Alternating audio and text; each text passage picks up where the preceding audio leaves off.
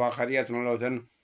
उम्मीद करना सारे दोस्त ठीक होसन। बिल्कुल यार देखो, अजकल गरीब बंदा सोना असलों घिन नहीं सकता।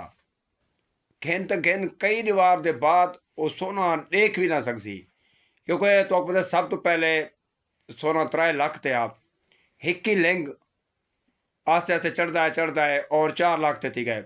तुसा इंतजार किते भी सोना घिन घिन आजकल सस्ता थी भी थी, लेकिन 4 लाख तो 4.5 लाख ते थी गए। उस तो बाद वलाई तुसा करी गिदा, उस तो बाद 5 लाख ते थी गए, वलाई तुसा करी गिदा।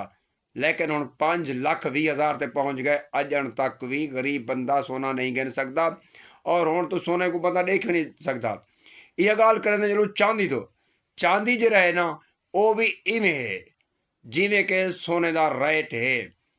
चांदी पहले किमें आई तो हुण किमें है, जिमें के सोना वधसी इवें ही नाल दे नाल चांदी वधसी। और कुछ सारे प्यारे भाई इंतजार चोसन के सोना ढह वेसी असा बाद गिनसूं। ना बाबा ना, सोना कदे नहीं डाना। सोने का रेट उतू ते वेसी तलू ते ना ओसी, ना ही इंतजार करो के सोना ढह वेसी तो असा बाद गिनसूं। लेकिन ये मुमकिन कह नहीं। तुसा कोशिश करो जेरे प्यारे भाई सोना गिनने ई वक्त भी घिन गिनो। हालात बहु इंदे खराब हैं सोने दे। सोना कम से कम 8-10 लाख तू इंदा रेट वध वे थी।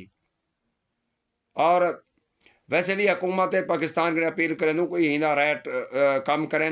और गरीब थी को गिन नहीं सकता, जू ही गिनने जिम्मेदार गिने इन्वेस्टर गिनने इन्हें लोग गिनने। गरीब बेचारा मर गए, सोना गिन तो गिन क्या वो देख भी नहीं सकता। दोस्तों अजकल का जो सोना का रेट ठीक है वे 5,10,000 तो 20,000 रुपया। ठीक है, अज का जरा रेट ठीक है। शुक्रिया, थैंक यू।